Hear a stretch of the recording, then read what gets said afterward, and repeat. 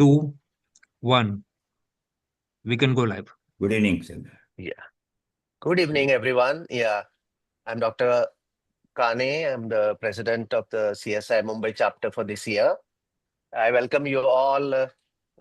And today we have different faculties people joining us for this important webinar. Amyloidosis has been always an intriguing subject for me during the student days because when to suspect, how to diagnose, what to do if you make a diagnosis was always a question. So in those times, I believe that you were excused if you don't suspect and don't diagnose because there was no much treatment available. So it was not a punishment. But today, I think that is not cannot be accepted because today we have very good methods of diagnosis and good methods of treatment. So, and if the diagnosis is made early and treatment started in a proper way, there is a lot of advantage to the patient of prolonging life, improving symptoms, and giving him a good quality of life. I'm not very sure whether we can really reverse the disease as that, but those things are also going to come short. And to discuss this, amyloidosis, I believe, is a team sport. You require people from many faculties to work together to give the best to the patient. We need clinical cardiologists, electrophysiologists, echocardiographers, nuclear physiologists, uh, hematologist and oncologist. So it's like a team event, and today we have all of them. We have the best of this group, and let's hope that we can learn from all of them and benefit with whatever they have to tell us. So Dargad, can we go ahead? Yes, sir. Good evening, Yeah. everyone. As sir said, it was very difficult always been diagnosing amyloidosis. That we today have a MRI to newer diagnosis, echo and all that thing. So first we start with, I think, imaging part, and none other than Dr. Nitin Burkule is there with us to talk about the cardiac MRI, 2D echo and the nuclear. He's going to take all the touch. And to chair this session, I request Dr. Robin Pinto from Holy Family Lilavati, Dr. Chandrasekhar Ponde from Hinduja, and Dr. Prakash Sansgiri.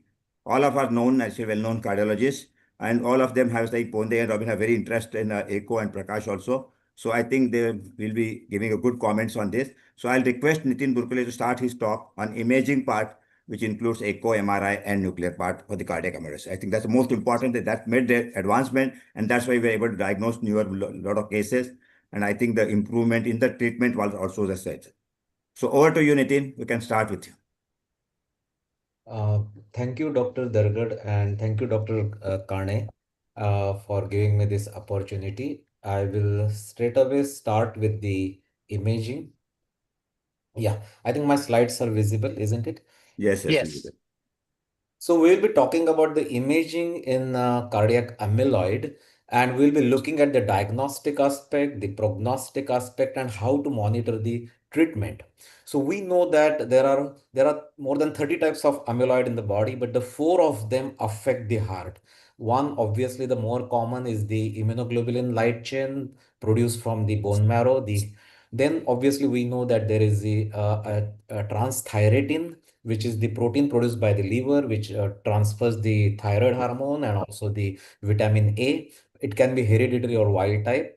And now the amyloid centers are also finding 2 to 5% of patients with ApoA1 and ApoA4 proteins coming from the lipoproteins.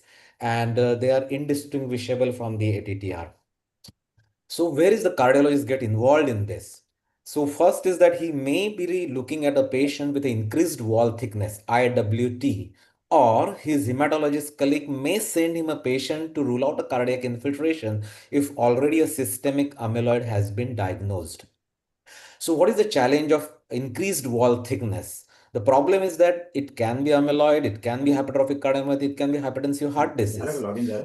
But we have to have certain red flags which should trigger the investigation for amyloid. Okay, and those red flags are unexplained LV wall thickness without hypertension, increased wall thickness and ECG QRS mismatch, LVH with thickened walls, interatrial septum and RV free wall, reduced GLS with apical sparing, very low E primes on tissue Doppler, low atrial fibrillation or a CHB with LVH, unexplained HepPep, low flow, low gradient aortic stenosis, patient who are heart failure but intolerant to beta blocker ACE inhibitors, diuretics, or a patient who is hypertensive gets a natural cure, persistent raised troponins and BNP, history of carpal tunnel syndrome, spontaneous bicep tendon rupture, unexplained symmetric predominant sensory neuropathy, unexplained proteinuria with heart failure, HepPef with macroglossia and periorbital bruising, LVH with autonomic dysfunction, LVH with microvascular angina, especially the jaw and buttock pains, LVH with eye diseases like glaucoma, and the family history of amyloidosis or laryngeal involvement, which is very common with ApoA1. So with this, we'll start with the case. A 50-year-old lady, non-hypertensive, non-diabetic, progressive dyspnea on exertion, developed edema fit, 3 heart failure hospitalization last 2 years. Brother had died for a heart transplant, which was supposed to be for a hypertrophic cardiomyopathy. This is her ECG, and one can see that in a lady with an increased wall thickness, this ECG is a mismatch. You can see the limb leads are having hardly any electric voltages. Let us look at her echo, and you can prominently see the left ventricular hypertrophy with pericardial effusion. And we have this long axis which show you that there is hardly any apicobasal contraction, and there are big atria. So we know that we are looking at LVH with restrictive filling pattern. Let us go with the humble M mode. In the M mode, you will get the cardiac mass, and also what is important is surprisingly very important for the cardiac amyloid is the relative wall thickness, which is twice the posterior wall divided by the internal LV, internal diameter in diastole. Now, what happens is that in amyloid, the thickness is at the expense of the LV cavity. So this relative wall thickness, which is generally around 0.042 or 43, goes very high. So this is the relative wall thickness. Then you have only E, that is early diastolic flow, which is very high. Then you have got E primes, S primes, A primes, which are the tissue Dopplers of the mitral annulus, very low. It is called as rule of 5. That is, they are all below 5, both for the medial and the lateral annulus. The E and E primes are very, very high. Then there is an index which is called as SAB index, which is the septal apical divided by the basal strain. So this is the deformation imaging called as strain. So you take the apical strain, which is 17, and take the basal strain, which is very low, because the amyloid deposits from base to apex. So the apex is preserved, and this SAB should not be actually more than 1 in normal people. Here you can see it is more than 4. Then there you can look at the mass to strain ratio. So you have a mass by the M mode and divided by the strain. The mass keeps on increasing and the strain precipitously reduces in the amyloid. Okay, so anything going above 16 is very abnormal. And also look at the EF to strain ratio. The EF reduction in the amyloid is modest, while the strain reduces precipitously. So anything going above 4 can suspect the amyloid. Okay, and then we can always look at this apical sparing, which is sensitive but not at all specific. But what you look at is called as relapse index, which is the relative apical sparing index. What do you do? Take all the 5 segments here, take an average of their strain, that is your numerator, and then in the denominator add the average of the basal and the mid segments. Now, it should never be more than actually 0.5 normal. Anything going above 0.9 or 1 is highly specific for the amyloid. Then never forget at looking at the RV TAPC, because this RV also gets affected very early because of the amyloid deposition. And what we forget is about the atrial function. The atrial function goes down very early in amyloid because of the amyloid infiltration in that thin myocardium of the atrium. And that is why you may even get stasis, clots, and embolism even when you are in normal sinus rhythm. And the strain is absolutely low in the amyloid. And obviously, you will have pH.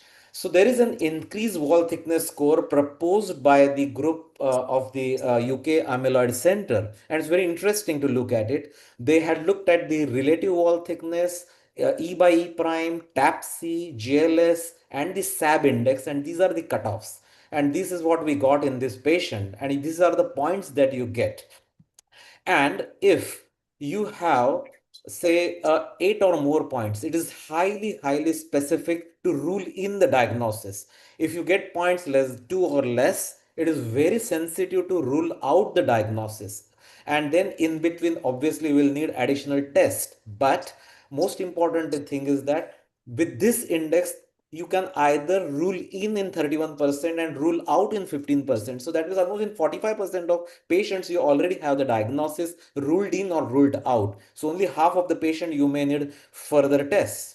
And then there are researchers who have proposed a very simple index that you just look at the posterior wall thickness and also look at the basal strain. And if you have posterior wall thickness more than 14 millimeters and if your basal strain is very low, it's a very robust predictor, and they say it performs as good as the scoring system, and specifically for the ATTR-CM. So how do you diagnose this amyloid versus all the other causes of hypertrophy? So let us look how these indices work. So the relapse more than one has got is very specific but very poorly sensitive. A SAB index more than 3 has got a high specificity but again low sensitivity.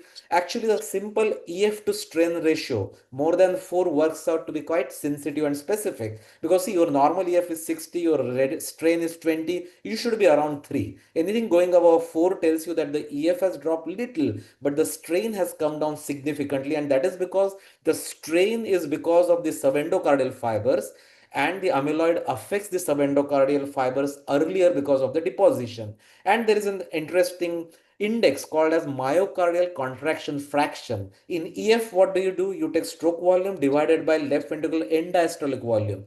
In MCF, what do? You take stroke volume and divide it by the myocardial volume. And as you know that the stroke volume reduces in amyloid and the myocardial volume increases. And this is also quite specific. Anyway, what do you do once you have suspected the cardiac amyloid? Do not rush for the technetium scan. First, do free light chain assay, immunofixation electrophoresis for serum and urine, and obviously BNP and troponins for their risk stratification. Let us look at this patient. We do not have any monoclonal gammopathy on serum pi. You do not have any your ratio of free kappa to lambda is normal in this patient, and also you don't have any urine pi positive. So that means you have ruled out a monoclonal gammopathy in this patient with almost 97% sensitivity, 90%, 97% accuracy. Now you go for the technetium pyrophosphate scan. So unless you have got a negative gammopathy, do not go for the technetium pyrophosphate scan, because the technetium pyrophosphate scan positivity is 100% specific for ATTR-CM only when you have got a negative screen for the gammopathy. Then you evaluate the technetium pyrophosphate scan two ways. One is called as a Perugin's grading system, where you have got three grades. One is that if you don't have any pickup by the heart, you call it 0. If the heart pickup is less than the ribs, you called it 1. When the heart uptake is as good as the ribs, you called it 2. And when the heart uptake is more than the ribs, like in this patient, it is grade 3, which is very pathognomonic of the ATTR. Or you take the count over the heart and divide it by the count on the contralateral lung, which will take the ribs. If this count at 1 hour is more than 1.5, it is here the ratio is 2. It is also very pathognomonic of ATTR-CM, provided you have got a negative gammopathy screen. So this patient is once diagnosed as ATTR-CM, look at the genotyping, and this patient has got a TTR positive. Of course, it is a VUS, but very likely to be hereditary genotyping. So what is the role of CMR in these patients? It is not mandatory. However, it improves your diagnostic confidence. How does it do that? CMR gives you excellent images. It is just a pretty echoes, you can say. So it gives you ejection fraction and mass, and again your mass to strain. Interestingly, the MRI also now gives you strain, and the way you do spectral tracking in the echo, here it is feature tracking. So you get the strain, so you get everything. You get GLS, you get EF to strain ratio, you get mass to strain ratio by the MRI, and what is most important is it shows you gadolinium kinetics, which are very, very specific for the ATTR. What happens is that you invert the magnetization of the tissue, and then what you do is that you wait for the inversion of the magnetization. Generally, the blood will null first, but in these patients, the muscle nulls first. You can see that the muscle become black first, and then the blood pool becomes black. This is only specific when there is an excess of gadolinium in the myocardium, and somehow the the ATTR fibrils or any amyloid fibrils are highly avid for holding the gadolinium, and that is why you have got higher gadolinium concentration in the myocardium than in the LV pool. Then you look at the native T1 values. T1 is one of the myocardial magnetic characteristics. You look at the native T1s, and then you also look at the T1 values after giving the gadolinium. Now, you know how the T1 falls in the LV cavity pool, that means in the blood, and you know the gadolinium will always be in the extracellular space. So the change in the T1 value from myocardium and also for the blood pool is only because of the gadolinium retained in the extracellular volume, and you know the blood extracellular volume, which is 1 minus your PCV. So you can just have ratio proportion and can find out the extracellular volume for the myocardium. So normal extracellular volume is around 20 to 25%. In amyloid, it goes humongously high. Here you can see it is 70%. So generally anything going above 40%, definitely it is amyloid. Why? Because if you plot the T1 values for different cardiomyopathies on the y-axis and the extracellular volume on the x-axis, it is only amyloid which is at the top, a very high T1 values and a very high extracellular volume. Then there is a tremendous Lg retention in the myocardium, which is also very pathognomonic of the cardiac amyloid. So when do you do the CMR? I think you do CMR, especially in the younger patients where you and they do not have any family history of TTR, because you want to rule out other myocardial diseases like hypertrophic cardiomyopathy, hypertensive heart disease, inflammatory cardiomyopathies, lysosomal storage disorders like say Danon's disease or even Fabry's or hemochromatosis, or you want to detect very early cardiac involvement in systemic amyloid, or you want to risk stratify by looking at the extracellular volume, because that extracellular volume is directly proportional to the amyloid burden, and also monitoring the progress of the treatment. However, if the patient is referred to you for a systemic amyloid, then you have got an AL score. So what do you do here? Again, you look at the relative wall thickness, E by E prime, TAPC, and GLS, and these are the cutoffs.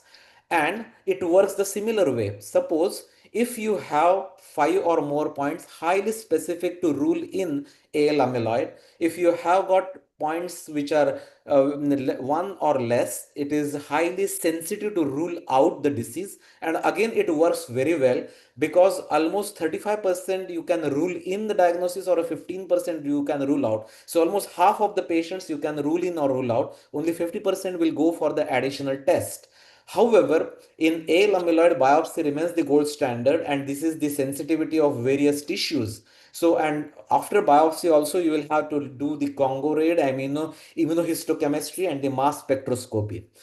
However, can the simple echo Doppler parameters tell you about the amount of amyloid deposited, that is the extracellular volume? And this is a very interesting study to look at this. And you can see as the extracellular volume goes on increasing, your IWT score that we discussed, the increased wall thickness score also goes on increasing. So higher the increased wall thickness score, higher is the ECV. So also works for the AL amyloid. Higher your AL score, as we discussed just now, higher is your extracellular volume. Not only that, if you looked at the extracellular volume and the number of parameters that become abnormal in the echo Doppler, then and this is the progression of the disease, because as the ECV increases, there is a progression of disease.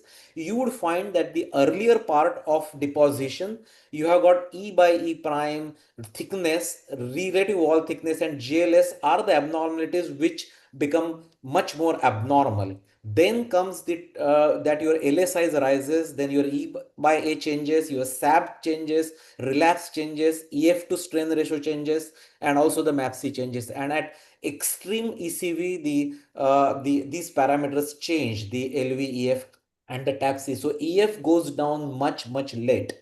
Okay, putting that, can we differentiate ATTR versus AL just by cardiac imaging?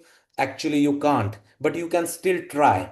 One thing is interesting is that the ATTR patients have got too much of hypertrophy and less heart failure symptoms, while AL patients have got much less hypertrophy but very bad heart failure symptoms. That is because the transthyretin fibrils just produce restrictive cardiomyopathy, but the AL fibrils are also myotoxic, so they produce restriction plus cardiac myocyte inhibition because of their toxicity. So the ATTR people are more elder, male, they have got very high mass, they have very high E by E primes, and all those SAB and relapse are much worse, but much less heart failure symptoms. While at the same time, the ATTR people will have lesser EF, GLS, E primes, and MCF.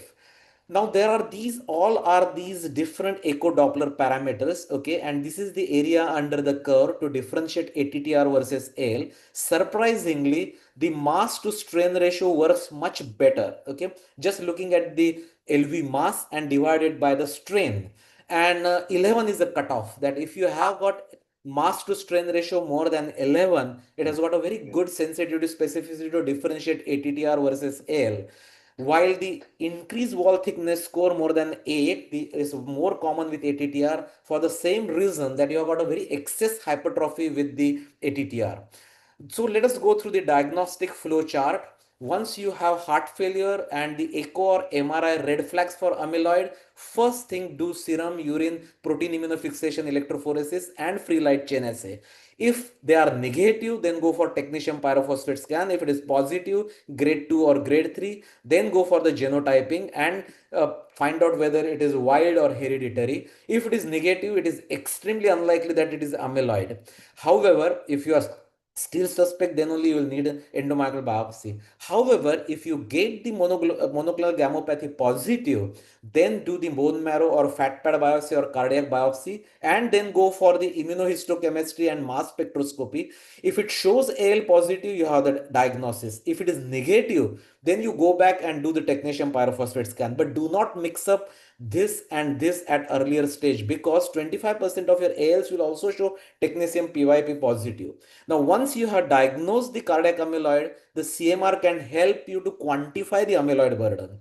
Now, if the surveillance, if you know that there is already a predisposition to develop cardiac amyloid, that means you are carrying an ATTR gene or you are already having the systemic amyloid, then the best way is to, and if you don't have heart failure, best is just go for a genotype and then look at the early detection by the technetium pyrophosphate scan. But however, if you have a biopsy proven systemic amyloid, like say monoclonal gammopathy, best thing is do HS tropi, NT-proBNP, and follow them on echo Doppler. And then you do the CMR to look at the amyloid burden.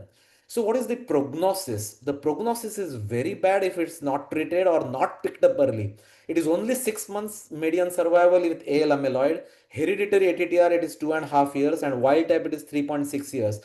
So if you delay, the AL patients can die before your diagnosis. So remember, AL amyloid as an emergency. The moment you suspect on cardiac amyloid, you should rule out AL first until proved otherwise, and it should be only 1 week to prove or disprove it. Secondly, the imaging biomarkers for poor prognosis are almost the same, the common ones, like the TAPSE being low, the SAP score, the GLS. The lower it, higher is the mortality. And on the MRI, you have got the T1 and the extracellular volumes. Higher the T1 values and extracellular value, higher is the mortality.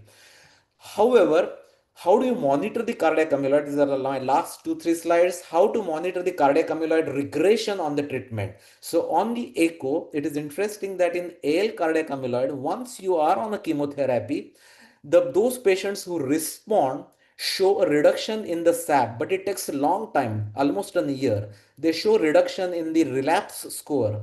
They show reduction in the septal wall thickness, but that takes 3 to 4 years. They show an improvement in 20% EF by 20%, but that too over 4 years. But however, those do not respond to chemotherapy, their deterioration is very fast. They have decreasing LV cavity size because the amyloid keeps on getting deposited. Their stroke volume goes down, their strain goes down, their E by E prime keeps on going up, and GLS keeps on going down. What about the ATTR? The same thing. In the Apollo trial, they found that on patisiran, the GLS improved and the wall thickness reduced after 18 months of treatment, while in the ATTR ACT trial, the tafamidis reduced the rate of decline in the stroke volume over next 30 months. So also in the diflunisal treatment, trials, they also showed the reduced rate of decline in the LVGLS in the wild type ATTR. And what about the CMR?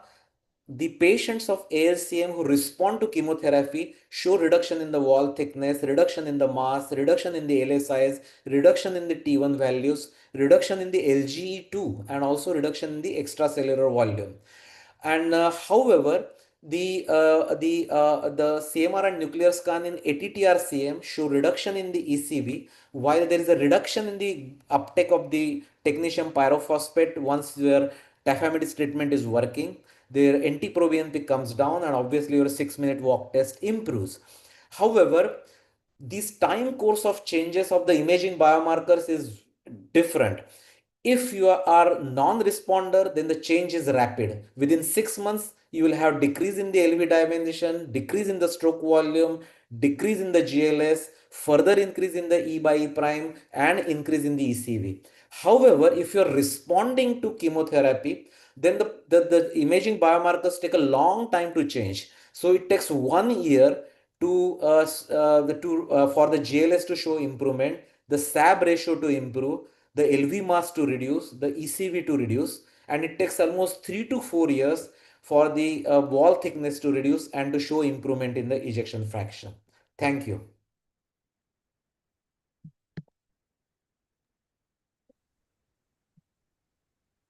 For excellent talk on this imaging part and also covered the topic of this actually. Kane sir, you can go ahead. No. I want the chairpersons to go ahead. Ponde and Robin, please go ahead. Robin and Prakash both all are there. Prakash, yeah, I Prakash. think their Dr. comments will be Burkule, very it was important. Dr. Burkule, a wonderful talk. I think it was one of the best talks I've heard on imaging. I think I've learned quite a lot. One question which I need to ask you, which is, you did not mention about AA amyloid. As per the European Society, about 5% of cardiac amyloid is AA amyloid. Could you make some brief mention of that? You're muted. Interestingly, the imaging parameters do not differentiate the AA1 from the other ones. The UK study shows that they had 2 to 5% ApoA1 and ApoA4. The one interesting thing about the ApoA1 is that they get a lot of hoarseness of voice because of the amyloid deposition in the larynx.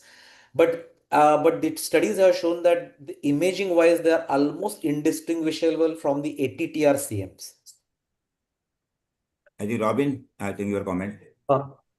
No, Nitin, we always talk on GLS. Everyone harps on apical sparing, cherry on top appearance. But besides amyloid, in your experience, what are the other common causes of this appearance? Because it's not specific for amyloid, though it is very marked. It's a very dramatic thing you see on the bullseye map. Correct. It is very true. It is a very sensitive marker, but not specific. You see this very commonly, I'll tell you, is in the end-stage renal disease patients with severe LVH. Some of the apex is still preserved. You can also see some of this kind of a sparing we had seen in certain cardiomyopathies, like even we had seen 3 cases of eosinophilic myocarditis where actually the apex was preserved and it was looking exactly like a apical sparing. So it is not a specific, but if you have got an LVH, you have got red flags and you have got the apical sparing, and if you can really calculate the relapse score, then probably you are there, because the amyloid deposits from the base to apex. So the apex gets affected the last. So that is why I think it is supposed to be characteristic, but never take it as a very specific.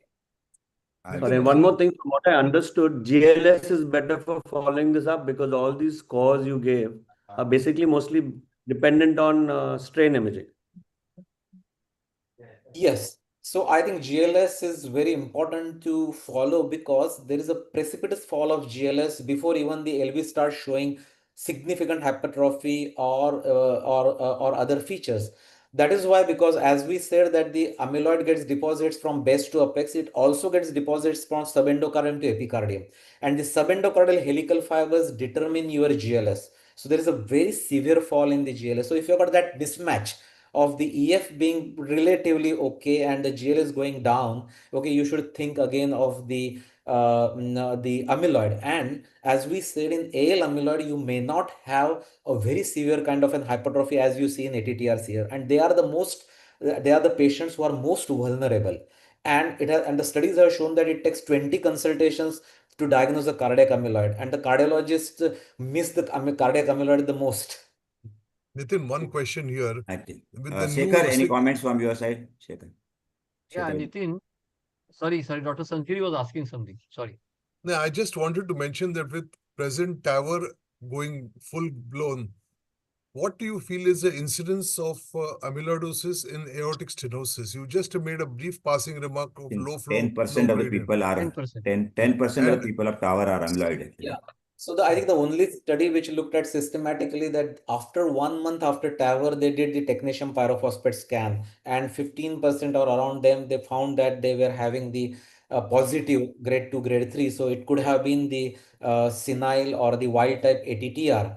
But the thing is, despite that, one may have to go ahead with the TAVR because you are at least reducing some amount of afterload, but you don't change the natural history of that particular disease in these patients. They are generally present with low flow, low gradient aortic stenosis. I think Shekhar last comment. Yeah, No, Nitin. yes, it's excellent talk, Nitin. It's extremely important because see, more often the diagnosis is missed. Nobody diagnoses it in the right in the beginning, and so therefore it's very important to remember those red flags that we have mentioned, how to suspect, and then therefore how to treat, because early treatment is most essential. As you have really told us that the outcome of untreated patients is extremely poor, and so each one of us has to have that, I have suspicion looking at every patient who presents as heart failure. At least think of the possibility. Everybody is not having that, but at least unless we think of it, we'll never diagnose it. I think Shekhar Ponde. Yeah. Nitin, about the MR findings, normally in a few cases which had undergone MRI with us, they say that the native T1 values are little much higher in AL as compared to ATTR. Is that right? That is right, because as we said that the AL amyloid fibrils and ATTR amyloid fibrils behave differently. The Yeah. AL amyloid fibrils are also myotoxic. So you get some Myotoxic, yeah, amount of that's right. cardiac amyloid, you get some amount of cardiac edema, and the Yeah. edema raises your T1 values and also T2 Yeah. values. So the T1 values are higher than the regular ATTR amyloids. Yeah. Shekhar, And is that the extracellular volume is more in the other side, more on the ATTR as compared to AL? Yeah, that is also true because the AL patients are going to die early. They don't wait till the ECV goes so high. So So I high. think because in the transthyretin it is mainly restrictive cardiomyopathy, but there is no myocardial toxicity. So they can keep on accumulating and keep on adjusting. So extreme ACVs are more with the ATTR. AL patients will die much early. I And think is that Nitin, is there the any? RV of affection, RV early, I mean, not RV affection on echo? Does it point more towards AL as compared to ATTR? Need not be, but we always get mesmerized by the LV, but the RV free wall and the left atrial wall are the thinnest myocardiums. They also get the brunt of deposition of amyloid much early, so actually their function goes down much early. But it is true for both. I think Nitin.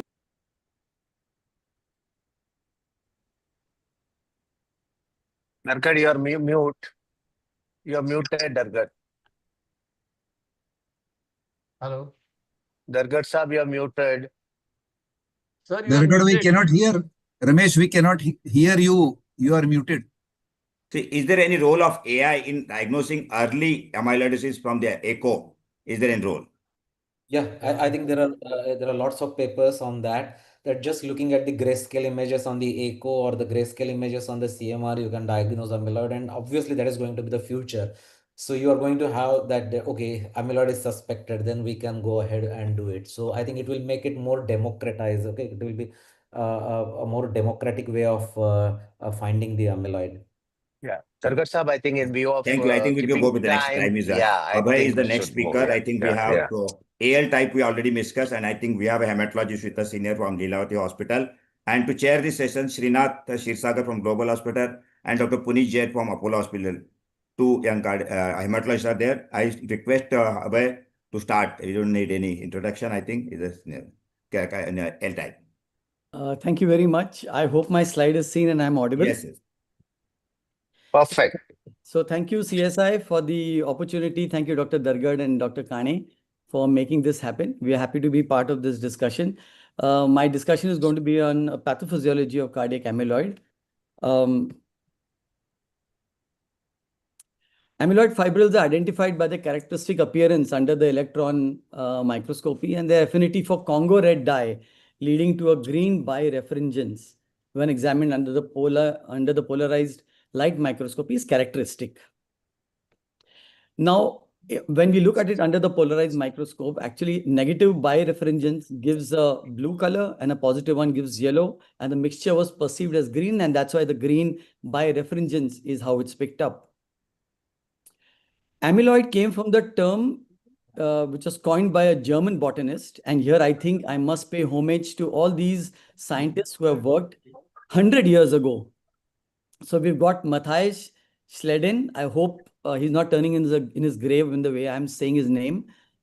He was the one who gave the term amylin or amylon, which meant starch. It is the starchy amorphous substance which was seen in the tissues. And he's a botanist. So he's actually showing the tissues of plants.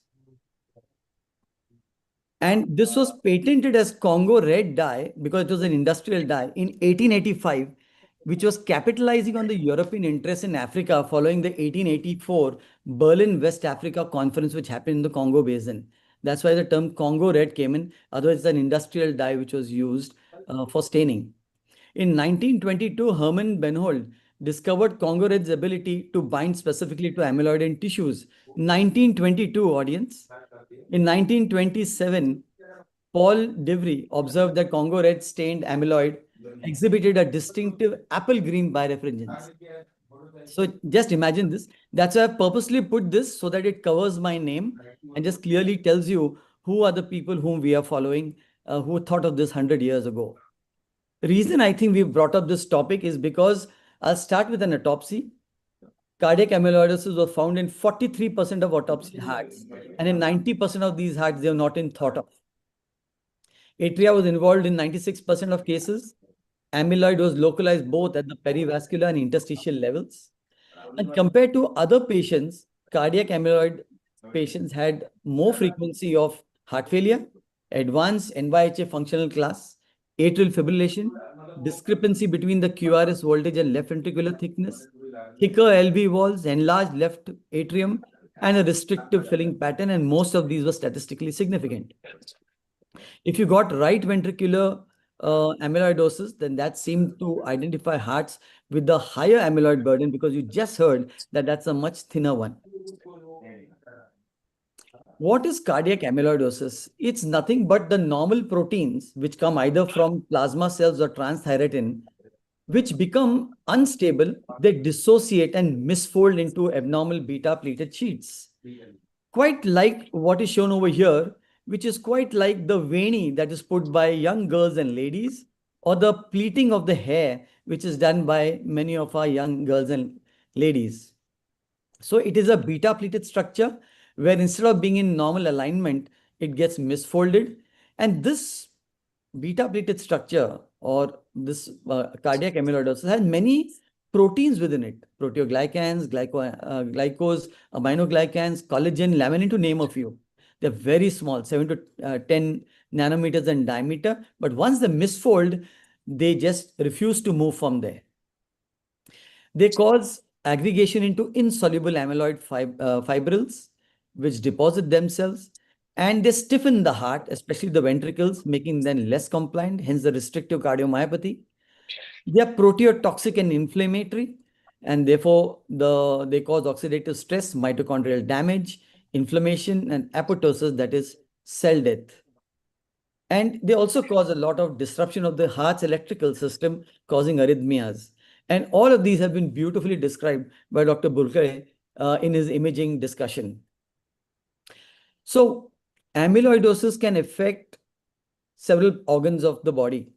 but it takes a fancy to the heart. 70 to 80% time it attacks the heart, then the kidney and liver. I've got patients with splenic and lung amyloidosis also. They present frequently with dyspnea on exertion, orthopnea, PND, unexplained lower extremity edema, pleural effusions with heart failure or unexplained pleural effusion, jugular venous distension, arrhythmias, syncope, and angina with normal coronary arteries many a times. They are because of the involvement of the epicardial blood vessels. We already have heard about the ECG and 2D echo findings, and there are some biomarkers like NT-proBNP, the mean intraventricular septum in diastole size, and the BNP, which could help us to determine whether the heart is involved. If you got a 24 hours urine proteinuria, which is mainly albumin and not light chains which are coming from plasma cells, if you got a liver span which is large, if you got chronic diarrhea with weight loss, if you got an unexplained peripheral neuropathy or autonomic dysfunction in the form of hypotension or syncopal attacks, you are likely to have an systemic amyloidosis going on in this patient, and your alarm should be high for diagnosing a cardiac amyloid. There are two main types that I'm going to talk about. The light chain one, which comes from the abnormal plasma cell. This is the most common form. Fortunately, 10% of patients with myeloma have this, but those who have it, 50 to 70% of them will have cardiac involvement. The annual incidence is fortunately 1 in 100,000. We don't know the Indian data. The other form that I'm going to discuss is transthyretin, which is of two types. Normal, that is the wild type transthyretin, previously known as senile systemic amyloidosis. This is age-related. It's the most common form of cardiac amyloidosis. It is seen in at least 10% of patients with aortic stenosis. This was the discussion which was just done by Dr. Sansgiri. Patients who are above the age of 65 who have a heart failure with a preserved ejection fraction, about 10 to 15% of them may have this type of amyloidosis of the heart. The other variety of ATTR is the mutated or the hereditary variety, which was formerly called as the familial amyloidosis and results from over 130 known transthyretin mutations, the most common being substitution of valine for isoleucine at position 122. Fortunately, this is 1.73% of the cohort. But we must try to diagnose cardiac amyloidosis because amyloid protein is distinct to other differentials such as cardiac sarcoidosis and cardiac hemochromatosis, all of which have a different line of treatment and a different outcome. While the light chain amyloidosis can be picked up through its secretion from abnormal plasma cells which are malignant, done by investigations which I'm going to highlight. What about the ATTR? So let's talk a little bit about ATTR. Transthyretin is a transport protein in the plasma and cerebrospinal fluid that transports thyroid hormone T4 and retinol to the liver. And the term transthyretin has come from transports thyroxine and retinol. So it's a short form of that. It was originally called prealbumin, but they realized that it is not a synthetic precursor of albumin. And therefore, David Goodman in 1981 gave an alternative name of TTR, and the A was added as amyloid. It is encoded by a TTR gene, which is located in the long of chromosome 18 in the cytogenetic band 18q12.1. Some truths about cardiac amyloidosis, and I don't think we are going to like this. It is frequently underdiagnosed and treatment delays are common. It warrants a high index of clinical suspicion as brought out by all the senior cardiology colleagues here. Diagnosis requires a combination of imaging, cardiac biomarkers, and confirmatory tissue biopsy with amyloid subtyping. And I agree with Dr. Sansgiri that this was the best discussion of imaging on amyloid that I have heard. Treatment targets the underlying cause, and therefore we have to be diagnosing it well, because we do have chemotherapy for light chain disease arising from plasma cells or myeloma, and we've got transthyretin stabilizers or silencers for the ATTR. And I'm very happy that I've got my colleague, Dr. Prathamesh Kulkarni, to discuss this. The prognosis is generally worse in amyloid light chain amyloidosis due to its rapid progression, as was discussed in the discussion that happened subsequently, that AL is worse off than transthyretin because it follows, TTR follows a slower but clinically significant course.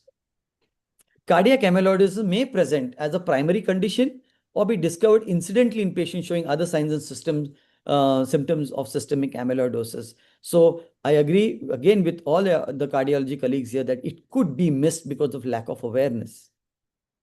However, regardless of the etiology, cardiac amyloidosis is poor prognostic and is a leading cause of mortality in patients with systemic amyloidosis. The median time from symptom onset to AL amyloidosis diagnosis was 2.7 years, with 50% of patients visiting 5 or more physicians. I think this was alluded to by Dr. Burgule. How do you pick this up then? So if you've got a patient with this periorbital edema and you've got this distinct changes in the skin, reddish changes which occur like bruise marks over the skin, especially in the eye, or you've got a macroglossia seen here, where you can actually see the imprints of the teeth at the edges of the tongue. This is classic amyloidosis. There might be a hypotension, especially a postural hypotension. We may not hear, you may hear S3 or S4, or these sounds may be muffled because of pericardial effusion. Other systems might reveal fluids like ascites or pleural effusion, an enlarged liver span, and the Popeye's sign in the biceps due to its rupture at the tendon. You might also have carpal tunnel syndrome and unexplained neuropathies.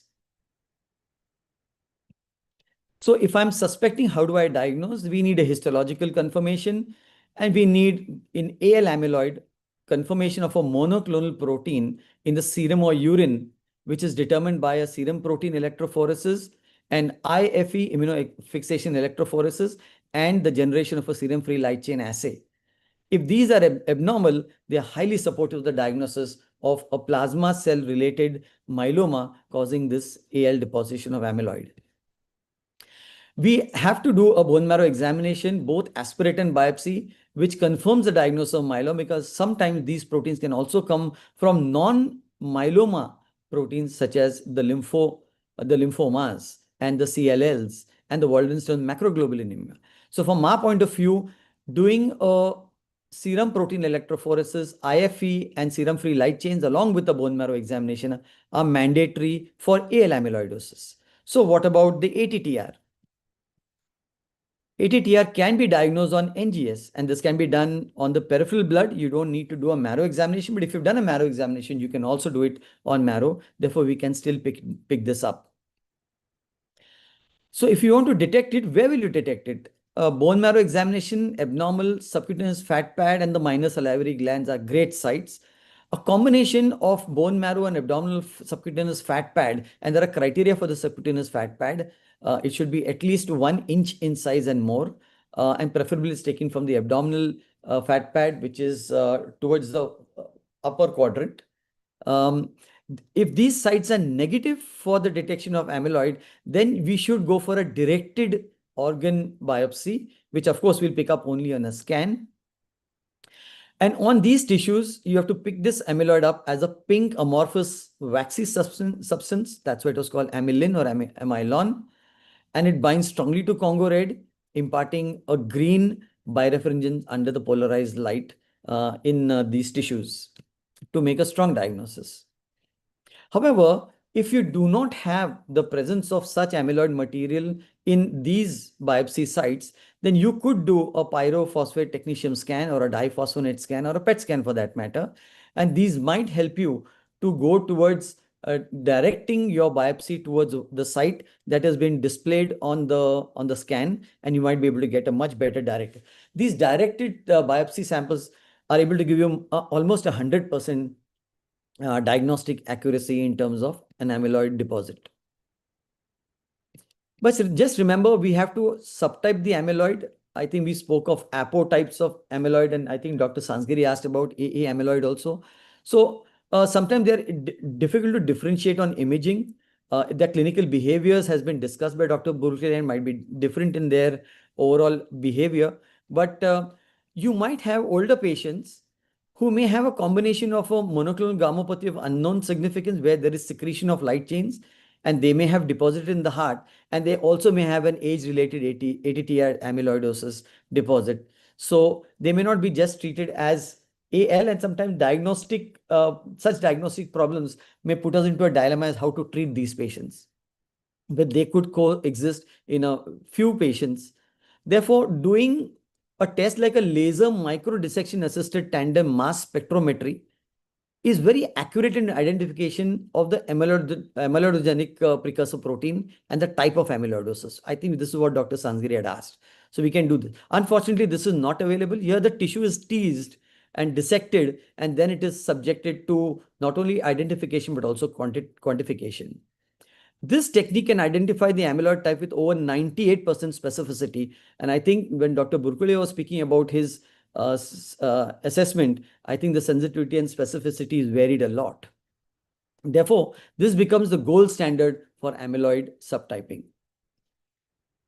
What message can I give my cardiology colleagues from this pathophysiology? If you've got a patient, especially an older patient, maybe above the age of 60, 65, who's got an unexplained peripheral edema, unexplained syncopal attacks, angina with normal coronaries because of epicardial blood vessel involvement, a low voltage ECG, a right ventricular hypertrophy, thickened interatrial septum, thickened valves, pericardial effusion, a heart failure with persistent, with preserved ejection fraction, a reduced longitudinal strain pattern with apical sparing on TEE or an imaging, which was discussed by Dr. Burkale, a new onset hypertrophic cardiomyopathy, or also known as ATTR-CM, unexplained hypotension because of autonomic nervous system involvement, and intolerance to medications such as beta blockers, and ACE inhibitors or ARB, where the smallest of dose causes a hypotension. This should raise a suspicion that we might be dealing with a cardiac amyloid. There are scoring patterns for this AL amyloidosis, and I've mentioned 5 over here, but I'm very happy that Dr. Shreya Agarwal, who's my colleague in hematology, gave me this revised 2012 Mayo staging system for AL. This is now more from a clinician's perspective rather than from Dr. Burkule's specific imaging perspective. Here we look at the troponin T, NT-proBNP, and the difference between the involved and uninvolved serum free light chains. That means if the serum light chain is of a kappa or a lambda variety, then the difference between the two should be looked at. And there is a calculation for the same. Based on this, we can stage from 0 to 3. And I must bring to your notice what Dr. Burkule beautifully mentioned. The later the stage, the poorer is the outcome. Our patient is not going to survive for long. But look at if we pick them up early, they've got a long survival. Therefore, such CMEs and such discussions are very important for us to raise awareness. And I, in this situation, want to thank again Dr. Kani and Dr. Dargad for the opportunity to discuss. My last slide will be on this cardiac amyloidosis masterclass, which I attended a long time ago. I think this algorithm is easy and something that we can just remember, that if there's suspicion of cardiac amyloidosis, we need to know whether it's AL, whether it's ATTR or the others. Others are very hard to differentiate on the basis of only imaging. We should do a serum-free light chain, serum protein electrophoresis, and a urine analysis. Remember, if the protein urea is more than 10%, it is less likely to be an AL type. AL will secrete one or the other type of protein of a light chain in the urine. And this is along with a bone marrow examination. It tells me clearly, am I going towards an amyloidosis, which is AL type? In which case, a bone marrow number of plasma cells will tell me whether I can treat it as an with the light chain, and then Dr. Prathamesh Kulkarni is going to tell us that. On the other hand, if these do not reveal an AL type of pattern, then we are looking, that means it's normal, we are looking at ATTR.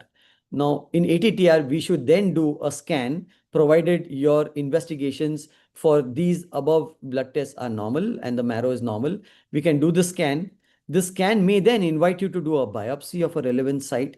And if it's positive, then we are looking at ATTR. Now we have to do a gene type to know whether it's a wild type or a hereditary type. And then again, my colleague, Dr. Prathamesh Kulkarni, will tell us more about the impact of treatment of such an algorithm. And I thank you for your attention. Thank you, Abhay, for covering this very vast topic of disability.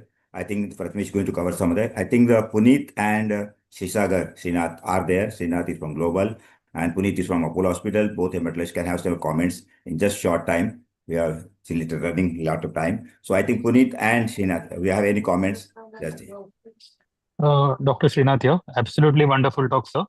And thank you, Dr. Dargat, for arranging this meeting. I do not have any questions or queries, but this is one of the very difficult diseases that we see in our practice for a treatment as well as for a diagnosis. Most of the patient comes to us pretty late with they already having a significant heart failure, and after that, managing it sometimes is a task. So that's all. Thank you so much. Puneet, any comments from your side? Yes, I think a wonderful talk, and last the chart that Dr. Bhave showed was probably the most important slide. And sometimes what is important to remember, although the pathophysiology one is the abnormal proteins that are produced because of the plasma cell neoplasm versus one that is produced because of the transthyretin deposition. Clinically, sometimes you may have a mixture of both. And what is important is always look for paraproteins and urine proteinuria, one part that probably will diagnostically and therapeutically be important on how to treat such situations. So in fact, we had such case very recently, and we went ahead and did a they had a tissue biopsy also outside of the heart, and that was the mass spectrometry had shown an ATTR, but the patient had proteinuria and patient had paraproteins in the blood. So I had to actually connect with one Dr. Ashutosh Vachlikar from the Royal College, and we started treating it as a proper AL amyloid, and patients started responding. So I think pathophysiology is important, and then clinical relevance of the paraproteins and proteinuria is equally important to get the best treatment for the patients. Thank you. Yeah. Thank you, Puneet. We have one more hematology session, and Dr. Prathamesh Kulkarni from Kokilaben is going to talk about the treatment part of the AL cardiac amyloidosis. Over to you, Prathamesh.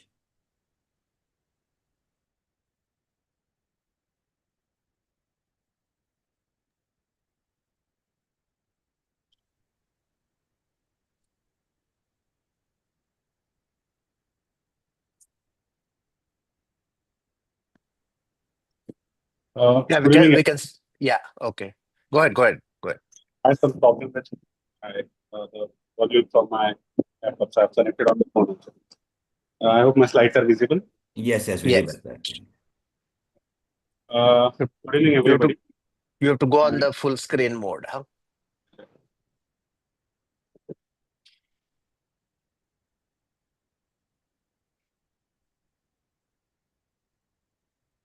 Yeah, perfect. Good evening, everybody. And after two excellent talks, it's my turn to give a few bits about the treatment and management of cardiac AL amyloidosis. We have discussed a lot about pathophysiology and diagnosis of all amyloidosis in general. But I've restricted my talk to my domain, that is AL amyloidosis, that is the light chain amyloidosis. I thought rather than overburden with theory, let's start with the case because this is a management topic. This is a 59-year-old male admitted for unexplained anemia, admitted with somebody else, referred to me for anemia. Mild breathlessness, no known comorbidities, routine causes of anemia have been ruled out here. Hemoglobin is 7.6, creatinine is 1.2, is 59. But as usually say, that multiple myeloma or an amyloid, you have to diagnose it. And our hematological analysis, most of them are references, high counts or lymph nodes or splenomegaly something. This is one disease which we have to have a high disease of suspicion, even myeloma, not only amyloidosis, but myeloma also, that we have to diagnose it. We do not get ready-made on a platter. So, an elderly gentleman with low anemia, with creatinine 1.2, mild elevated creatinine, and AG reversal. Your suspicion is very high that this could be a myeloma. He had already done workup for breathlessness, so there was mild elevation 2D echo, ejection fraction of 50%. With the suspicion of myeloma, we evaluated him. He had an IgA lambda immunophenotype with an M spike of 3.4, beta 2 microglobulin of 6,500, and a bone marrow biopsy was done, which showed 18% plasma cells. Fish showed a non-specific IgA translocation. Very nice. PET scan did not show any abnormal disease. So the diagnosis was IgA lambda multiple myeloma. It's a disease which involves blood, bones, and kidneys. So CRAB was a the cancer. CRAB is very typical for myeloma. It involves basically calcium. It did not have any hypercalcemia, no renal involvement. Anemia was there, and there were no bone lesions. So only A was positive. And by the risk certification that we had, was classified as a RISS3, that is a high risk case. He was started on the standard treatment that we have, that is bortezomib, dexalenalidomide, called as BRD. Post 3 cycles of BRD, when we usually do a proper re-evaluation, his M band was again 1.48. Once you diagnose myeloma, once you've done a marrow, you don't do repeated marrow. You try to evaluate it on the blood. So this M band had still not come down. By the end of 3 to 4 cycles, you expect that it should have resolved by more than 90%. So from a 3.4, it had barely come to 1.4. So that had significant residual disease by this time. So this is the point of time where we decide to escalation treatment, because we have given enough time for the previous treatment to act. And the discussion was between, this was 2019, did not have much options. So the discussion was between carfilzomib versus daratumumab. Carfilzomib is sort of an elderly brother of bortezomib, and daratumumab is a monoclonal antibody. It still had mild dyspnea on exertion. Now the drug that we use is carfilzomib, and it has a very specific side effect, that has a cardiac side effect. So hypertension, cardiac issues, arrhythmias are very common. So for the cost issue, this carfilzomib is relatively less costly, while daratumumab is quite costly. So I decided to go ahead with carfilzomib. And as a precaution, I did a second echo. Now this echo was done at our institute. It was more detailed, and I had given very specific very specific instruction that this looks like an amyloid. I need to start carfilzomib. So kindly assess it properly. So now, as compared to the previous echo which was done outside, the patient had developed global hypokinesia. There was a restrictive cardiomyopathy. Sorry, this is a 2021 case, so I just have those, whatever is mentioned. I don't have those images. And with a suspicion of cardiac amyloidosis, we asked for a cardiac MRI. And it had a late gadolinium advancement in 22% of cardiac mass amyloidosis. Plan was to do a fat pad biopsy, but at the same time, we noticed that patient had some Berkeley's patches over forearm and under the chin. So biopsy was done from these lesions, which was Congo red positive, suggestive of amyloidosis.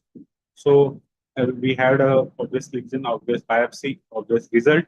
So fat pad biopsy was not done. NT-proBNP by this time was 2,500. So we diagnosed that patient had a skin and likely a cardiac amyloidosis, which we had missed the first time. I think Dr. Bhavesar has discussed these things.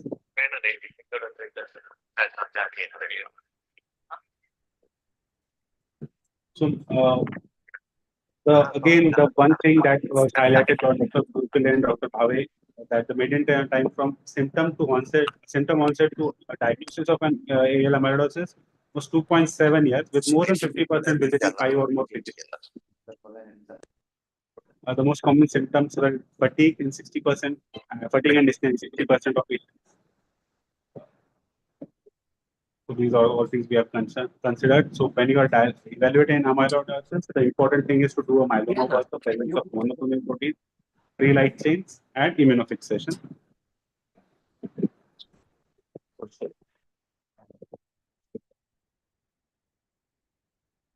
So these are all for routine amyloidosis. For cardiac amyloidosis, we look for staging.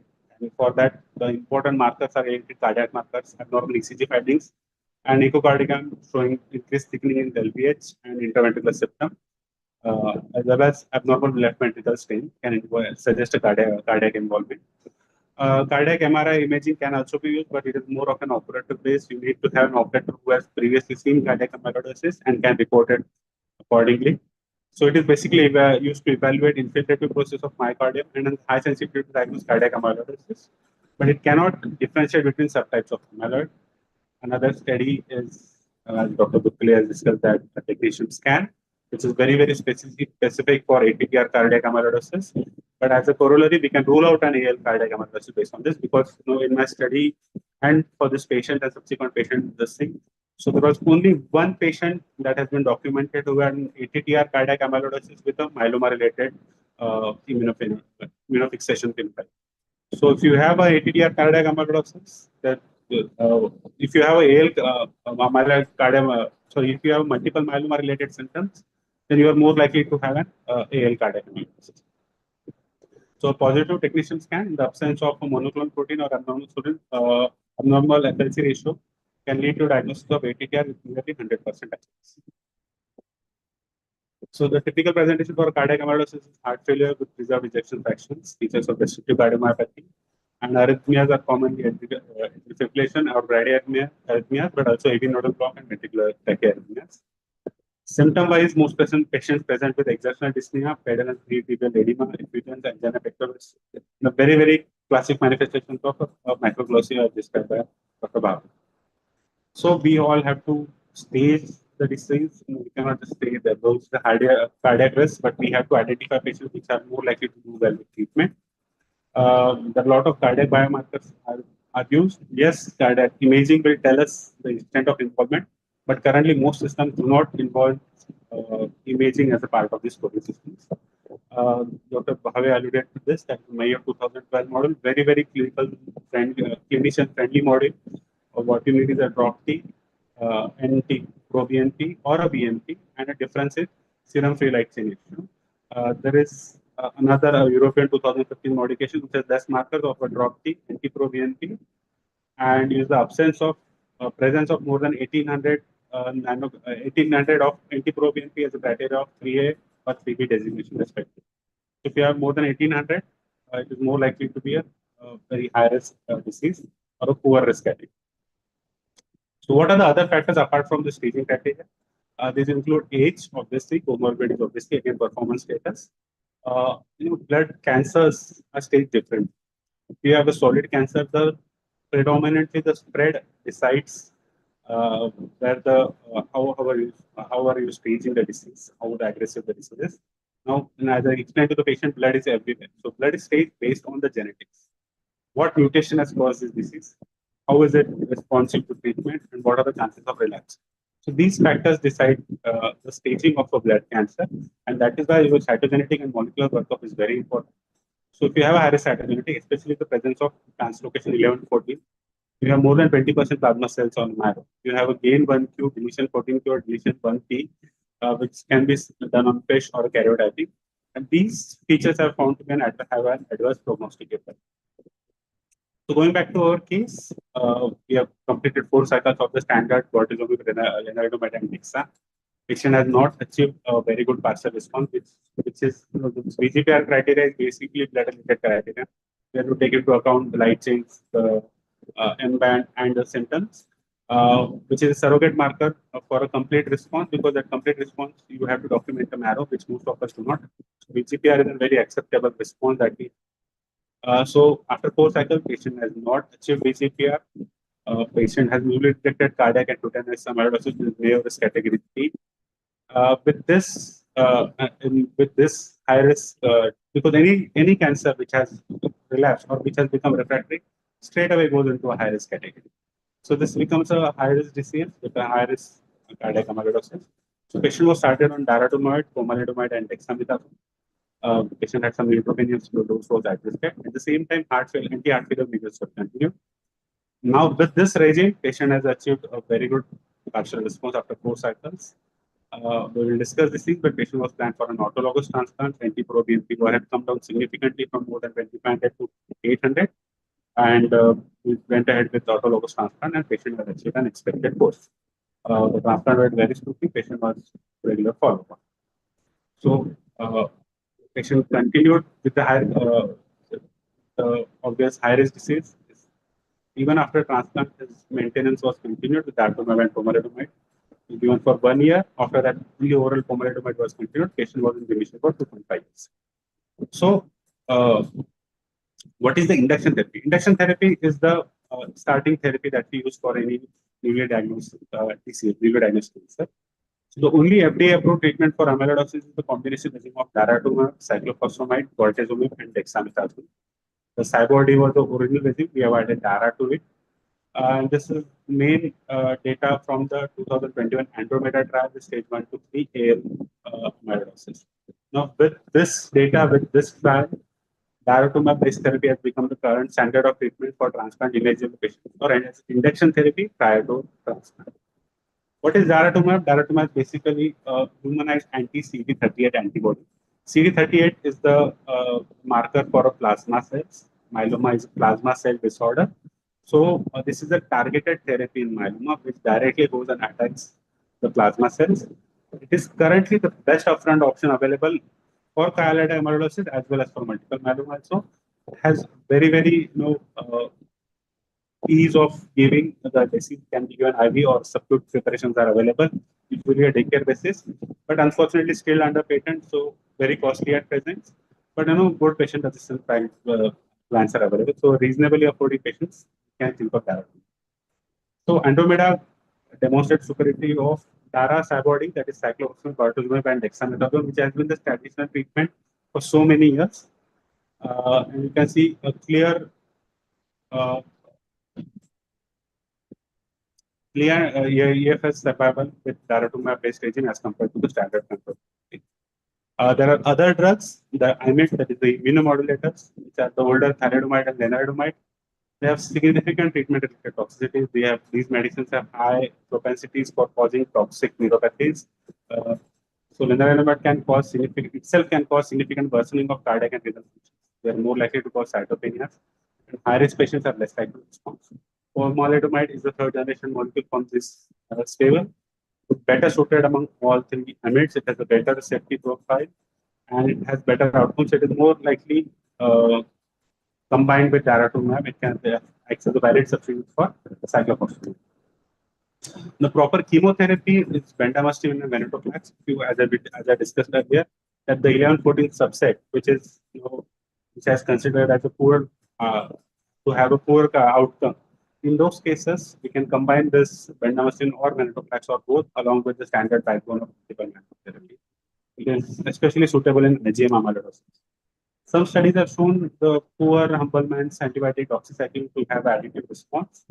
It's the plus or minus. Some studies have shown some benefit in addition to the standard treatment. Some studies have not. Then for any myeloma, we discussed that if the patient is physically eligible and financially eligible for transplant, he should undergo an autologous transplant in multiple myeloma. Now, is it the same for patient with myeloma or cardiac amyloidosis? Unfortunately, with the cardiac involvement and the cardiac symptoms, only a minority, about only 20% of patients with cardiac amyloidosis will be able to undergo autologous transplant in an upfront setting. However, in this patients, a delayed transplant can be considered. So, with the more data that is available, improved patient selection, specific application of surrogate markers for cardiac function, that is a BP more than 100, systolic BP more than 90, NYHA classification, heart failure score less than 3, patients with low fidelity score, better performance score, use of limited site accommodation, not received prolonged chemotherapy, lower dose of mulsalan, and availability of cardiac monitoring, and a good cardiology support. With this criteria in mind, we have been able to take the patients to autologous transplants and have achieved better outcomes over the last 15 years. You see the CIBMT data, which is the Central Registry for Transplant worldwide. In the 95 and 2012, there's a major difference between mortality at 30 and 100 days from 11 and 20% at 95 to hardly 3 and 5% from 2007 to 2012. The 5-year overall survival was, this is the immediate outcome, but the 5-year overall survival was 77%, which is by itself is good enough for a malignancy. But with cardiac involvement, poor performance status prior to transplant, poor renal function, reduced mulsalan dose, and an inexperienced center. So these are factors which are associated with poor outcomes. I think obviously, we should wind up actually. Good outcomes have been achieved with patients whom we could diagnose early and whom we could start the treatment of, whom we could take up for transplant before the congestive heart failure. That is advanced LVF had set in. The HOVON trial associated after evaluated ASCT after 4 cycles of conditioning in 50 centers in Europe. And in those, estimated 3-year overall survival is 86 and 72% cardiac response rate in evaluable patient. Ratnesh, we should Overall survival of 86% with a 72% summarize the session. achieving cardiac response. Learning late, actually. Sir? Hello? Now, I think summarize it. Yeah. So, supportive care is an important aspect. I thought that amyloidosis is a hematological disease, but cardiac amyloidosis is very important. So, with regards to cardiac arrhythmia, atrial fibrillation is the most common, and usually amiodarone is the first line agent with cardiac amyloidosis. Dietary medications are all necessary. Unlike other cardiac failure strategies, standard of care therapies such as radiant angiotensin blockers and beta blockers are poorly tolerated as they exacerbate hypotension and suppress compensatory sinus tachycardia. Respect to leading hemodynamic instability, therefore increased morbidity and mortality should not be achieved. Similarly, with calcium channel blockers, have a tendency to exacerbate hypotension and deteriorate heart failure symptoms from direct effect on myocardium. So the best diuretics that you use are the poor man's loop diuretics, that is furosemide along with aldosterone antagonist. This is usually the mainstay of therapy. Sometimes addition of midodrine will help in improving hypertension. This was the standard treatment. Some novel fibril targeting approaches we have. CAEL 101 is the only amyloid fibril monoclonal antibody. This is the only drug that is still under trial. Everybody else has not given the optimal results. So initial phase 2 data shows a report almost 79% cardiac response. Beta-amyloid is a humanized IgG immunoglobulin that binds both circulating and deposited amyloid fibrils, increasing clearance of amyloid fibrils via phagocytosis. Despite encouraging response, only 40% of patients showed response as compared to 47% with placebo groups, so the trials were discontinued. One recently developed novel therapeutic include pan-amyloid removal agent 8002, is a full-length humanized recombinant IgG monoclonal antibody fusion protein, which are shown to have some nanomolar binding potency to ATTR and AL amyloid fibrils, and this causes opsonization of amyloid extracts and led to its clearance by phagocytosis. So back to our case, patients on regular follow-up after 32 months of post-transplant, patient has developed mild breathlessness and pedal edema. Now there are mild arrhythmias in the form of BPCs. Started on cardiac measures. Repeat cardiac MRI still shows the 12% involvement. Remember, we had 22% involvement at diagnosis. Unfortunately, I did not do a MRI post-transplant to see the response, but now we have a 12% involvement. NT-proBNP is now 1300. Interestingly, repeat bone marrow is normal. Everything, all myeloma workup is completely normal. So we are considering this as isolated relapse of cardiac amyloidosis, with the theory that the myeloma part is sensitive, but the amyloidosis part is refractory. We have discussed treatment options, but refractory disease, very less treatment for options. We have gone back to our original regime, that is dara, pomalidomide, and dexamethasone. The question is how to monitor this disease, because there is no blood marker available. All blood markers are normal, so the difficulty is going to be how to monitor this disease. We'll probably have to monitor him solely on cardiac parameters. So treatment is personalized. There is no FDA consensus regarding relapse or refractory amyloidosis. Standard regime, the standard dictum is that whatever drugs you have not used, you can try them again. So belantamab is a new drug, upcoming drug. It is immunoconjugate, resulting in rapid durable reduction in blood free radicals. Please summarize now. There are CAR T therapies available, but most of them have. Ratnesh, I think please summarize the slides actually now. We are late already, sir. Look. Right, sir. I'm just coming to summary. So amyloidosis accounts for almost 70% of all amyloidosis. Cardiac and renal involvement are the commonest. Usually associated with some plasma cell dyscrasia, the high index of suspicion as needed as repeatedly been stressed. Abdominal fat, salivary gland biopsies are usually representative. Organ biopsies are rarely needed. good quality cardiac imaging is needed. Today, for may miss involvement, cardiac MRI helps in quantification, but does not differentiate between types of amyloidosis. It is not routinely available. Technetium pyrophosphate scan to rule out an ATTR amyloid. Cyclophosphamide, what is known I think this thing will be repeated again. Other options are without DARA and BPD. Transplant Please is eligible. conclude, Pratmesh. We are already very late, actually. Last slide. I'm just summarizing. Transplant in eligible patients only, and you have to give long-term maintenance. Aggressive supportive therapy is required. Loop diuretics are preferred. Avoid AC inhibitors, CCP, and beta. There are some new drugs therapy on horizon, maybe incorporated in future, and relapse and refractory disease are usually have poor prognosis. Thank you. Thank you. Thank you, Pratmesh. Actually, we are already late. I think we shall have a question answer of the two sessions together. The next speaker, of course, we don't need an introduction, Dr. Narsian from Hyderabad, AIG, senior electrophysiologist, and he has been with us for the sarcoidosis program, which is what I still remember very well. And to chair this session, we have Amit Dwara, senior electrophysiologist, Shekhar Ambardekar, and yeah, this thing. Amit is there actually, I think. Shekhar also is there, and Malo Jhala, who has worked with Narsian sir already. So I think over to you, sir, Narsian sir, to start your talk. We're all waiting for you, and today's main talk will be your first. So you'll be talking about the amyloidosis, ATTR, cardiac amyloid treatment part. Over to you, sir, Narsian.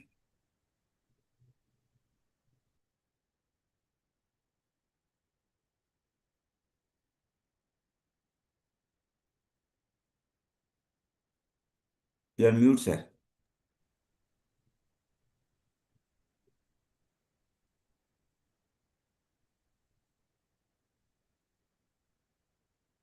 We can't hear you, sir. We can see your slides, but can't hear you, see the Narsimhan. slides, sir. Yes, sir. The voice was not there. Volume. I'm sorry about it. So Yes. thank you very much, Dr. Dargad, Dr. Kane, and the CSI Mumbai chapter for this kind invitation. I would just like to say again, to reiterate, there is a greater emphasis for immediate scanning, but the first step is to rule out an AL amyloid before you ask for a PYP scan, because false positives are quite common in AL amyloid, and the treatment is entirely different. Now, I'm going to restrict my talk to TTR amyloid. As was told earlier, the rate limiting step, why the whole thing, just like PCSK9 or one of these, the rate limiting step that happens is this tetramer breaks and becomes unstable and forms oligomers, and then they can easily form these pleated sheets, which are very tough, and they kind of deposit in the neural tissue as well as the interstitium of the myocardium, and therefore those are the two main organs which get involved. So this was very elegantly pointed out by Dr. Nitin about the clinical science, the science in echo and MRI, and of course to rule out AL amyloid. When there is uncertainty of diagnosis, endomyocardial biopsy is required if there is discordance in the diagnosis. We should understand it's a slowly progressive disease, ATTR, compared to AL amyloid. So only when you see this over a period of time, you will see that it's progressively worsening. But the important thing is most of the therapeutic benefits happens in earlier stages. Late stages do not respond very well. So how do you assess this patient? One is, of course, the clinical assessment of functional class, NT-proBNP, as well as the GFR to look at the renal function, blood pressure. As was stated, there will be auto decapitation of blood pressure, and you need to be aware of this, and concomitant neuropathy. Regarding treatment, this is a very nice cohort of patients, about 360 patients with TTR amyloid, telling us whether this patient, this red Kaplan-Meier curve, is patients who are not on beta blocker, and the one in green are on beta blocker. There is no survival advantage of giving a beta blocker. But for some reason, the clinician decided to withdraw the beta blocker. These patients' survival was better, clearly saying that you need to avoid this drug if you are suspecting TTR amyloid. The cornerstone of this therapy is, of course, loop diuretics. And there is a kind of a disease-modifying effect with the SGLT2 inhibitors in terms of reducing the ECV in these patients. And there is worsening of calcium channel blockers are contraindicated. There is a resurgence of a low-dose digoxin. Some of these patients were difficult to rate control patients. Beta blockers, ACRB, are tolerated poorly and they are preferably avoided. Now, this is a very elegant study again, which was put together among patients who were enriched, patients who had LVH. Those who had spironolactone versus without spironolactone, there seems to be a survival advantage. So if you're giving any diuretic, make sure that there is a tolerated dose of MRAs that are added to these patients. They seem to have a survival advantage. The second common problem that they was alluded to was frequent occurrence of atrial fibrillation. And beta blockers cannot be used, calcium channel blockers cannot be used, and so the fallback drug is only sotalol in most of these patients. Very limited experience with dofetilide and sotalol.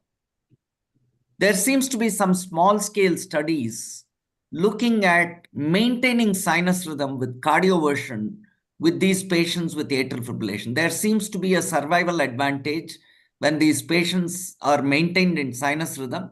This is not a prospective randomized study, so we don't know. It may be that patients who achieve sinus rhythm are better preserved, and therefore they are, nevertheless, that is what the study indicates. A word of caution when these patients, when you try to cardiovert, there is a very high prevalence of intracardiac thrombus among patients with amyloid, TTR amyloid. And it's important to realize that if you're done a TE about a month back and the patient comes back for cardioversion for some reason, you need to be wary because these patients continue to have clots. Intracardiac thrombus is highly prevalent in this subgroup of patients, and some of them persist despite anticoagulation. And as was alluded to, you may have clots even in sinus rhythm in non-contractile atria in these patients. So you need to have a very low threshold for anticoagulation in these patients. Even brief periods you need to of AFib warrants anticoagulation. CHAD score should not be utilized. As you can see, CHADs 1, 2, 3, 4. The LA thrombus prevalence is very high. It doesn't correlate with CHAD score, but rather with LA emptying velocity, which predicts the occurrence of clot in these patients. Now, this is a word of caution. Why is it relevant for us as a clinician? When you have a person with amyloid, how did they die? Death was heralded by bradycardia, usually complete AV block, usually thereafter by pulseless electrical activity. This is important because these patients do not tolerate long periods of bradycardia, and you need to have a lower threshold for pacing, but the prognosis needs to be explained to the patient. You need to have a lower threshold for pacing. The reason why there is a high prevalence of bradyarrhythmia and pulseless electrical activity is in this particular disease, there seems to be a significant autonomic denervation of the ventricle, and therefore they don't respond very well to stress. Now, what about death? ICDs, when there is a VT, there seems to be a survival advantage, but not for a prophylactic ICD implantation. When these patients have a significant amount of transmural LGE, it predicts a very high incidence of ventricular arrhythmias. You may consider giving them an ICD in those patients. So, very low threshold for anticoagulation for atrial fibrillation, pacemaker for conduction system disease, and ICD only in secondary prevention, not as primary prevention in these patients. Now, moving on to the disease-modifying agents, this came as a very important molecule that it is, instead of allowing these monomers to disintegrate, tafamidis holds these four together and it stabilizes the transthyretin tetramer together, and that seems to have a survival advantage over a period of 2.5 years, or 30 months in this patient. A similar result with acoramidis, which was seen over 30 months, there was reduction in all-cause mortality, heart failure hospitalization, and clinical endpoints. So what did the study indicate? That there was 30% reduction in all-cause mortality and about 30% reduction in heart failure-related hospitalization. And therefore, there was enough evidence to approve this as the drug of choice in patients with TTR amyloid. This is the all-cause mortality on patients with high and low dose of tafamidis compared to placebo. There was a reduction in mortality in these patients. But what is important is this maximum advantage is seen when you treat patients in early stages of disease. But when you have class 3 or more, the survival benefit is lost. In fact, some of them can have increasing hospitalization. There seems to be a dose-response relationship between a 20 milligram and 80 milligram compound, and there is a survival advantage in these patients. Whether the patient has got a hereditary ATTR or a wild-type ATTR, it doesn't make a difference. These patients did as well in terms of improvement of their endpoints. So, what is the conclusion of this randomized trial? Tafamidis for all heart failure stage 1 to NOHA 1 to 3 patients. Most evidence-based mortality benefit is seen with this drug. And regardless of whether it's wild type or hereditary TTR, you please start the patient on this medication. Now, what are the situations where you need to be cautious? In a young patient, if there is a rapid NT-proBNP worsening, recurrent heart failure hospitalization, declining functional class, and as Nitin showed a case with more than 70 or 80% ECV increase, these are patients with a huge amount of amyloid fibril burden, and they may not do well with tafamidis alone. Now, this is a stage where people recommend a gene silencing therapy in addition to tafamidis, but still the trials are ongoing, and that seems to be a rational approach for progressive disease. Now, what are the drugs that we are available? We have patisiran and vutrisiran. Both of them have shown a significant improvement in reduced all-cause mortality and recurrent CV events to the extent they have been approved for use based on Apollo and Helios trial. The first one is given every 3 weeks, and the second compound is given every 3 months. Seems to significantly reduce the overall production of TTR. Silencing is just like inclisiran. There is a significant reduction in TTR by silencing the RNA in these patients. Now, let me just switch gears and show this story of 3 patients, proven ATTR amyloid patients. A case report has been accepted in NEJM, 3 cases of ATTR amyloid patients. Why was it accepted? Because these are the first 3 patients where there was a spontaneous reversal of the disease at the end of 3 years. You can see there is a significant reduction in the gadolinium enhancement, ECV volume comes down, and PYP shows a complete reduction of the uptake. So this was dramatic in these patients. So what is new about this? They compared these patients to their registry of approximately over 1,600 patients, and all of them were progressing, or there was no regression. So these patients, they did a biopsy and showed patients where there was a regression, they had a spontaneous autoantibody which was targeting, this is a CD68 and CD3 or lymphocyte and macrophage markers, which are seen co-localizing with amyloid fibrils. So if a person has had an antibody against amyloid fibrils, there is a spontaneous reversal of the disease over a period of 3 years. So what is the rationale for this treatment? Because there is a constant production of this TTR from the liver, and over a period of time, the amyloid burden keeps increasing. Now, as of now, when you stabilize the compound with tafamidis, there is certain degree of regression, but the clearance of the amyloid fibril is highly variable. There are some patients who don't clear this amyloid fibrils as well. And so despite tafamidis, the disease has a slow progression, telling us tafamidis alone may not be enough in the overall management of these patients.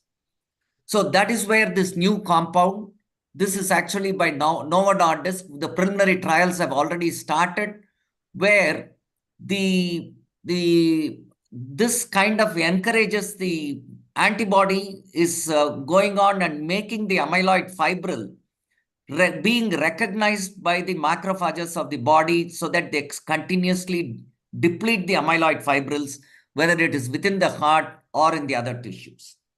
So how do you monitor your patients? One is follow up with serial NT-proBNP and TROPI.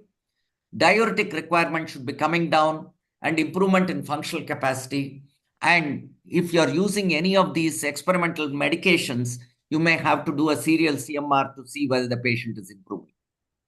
So what is the treatment algorithm?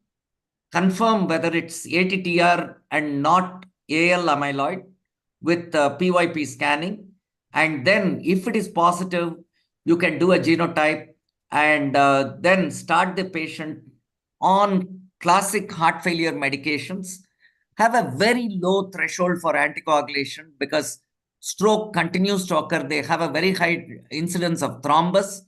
You need to watch for both the atrial arrhythmia as well as AV block in these patients. As far as disease-modifying therapy, tafamidis seems to be very useful in early stages of the disease, but as the disease progresses, you need the gene silencer, which is patisiran, which is still available on compassionate grounds. You can import it on a patient-by-patient basis. So you need to assess residual amyloid burden and disease activity by clinical parameters. And then there is a exciting molecule which has shown very promising result in terms of clearing the amyloid fibrils, and reversal of the disease is known to occur in a small percentage of disease. One thing in advanced heart failure, these patients don't do well with LVAD because the LV cavity is small and the RV is dysfunctional, and therefore they don't do well with devices. And in younger patients, heart transplant need to have a lower threshold for referring this. So this is to encapsulate what are the therapies that are available in terms of stabilizing the treatment with tafamidis, as well as this old NSAIDs, which has been showing some initial results so that it is positive in terms of stabilization, as well as the therapies that are being developed, which I alluded to in the previous slides. But the biggest problem for us in India, the elephant in the room, is the huge cost burden of this disease. And we need to be aware that early recognition will all work out only when the cost of these drugs comes down to a reasonable point, which our patients can afford. Thank you very much for the patient listening. Thank you, Narasimhan. As always, your presentation are very lucid and it educates all of us. And I think a couple of comments and question. One of the thing is that cardiac amyloidosis, the management part also seems very humbling from what you showed us that, despite making the diagnosis, I guess the treatment options are limited. And we are still stuck with the conventional line of treatment, and many of them won't work. And the mortality catches up even if we give this treatment. And that's where I think when you have bradycardia, you would put in a pacemaker. When you have a ventricular tachyarrhythmia, the secondary prophylaxis, you would consider an ICD. But I just want to understand from you also, and because that's what I learned from this disease, that the long-term survival benefit, despite these devices for these life-threatening arrhythmias, continue to remain poor. What has been your experience?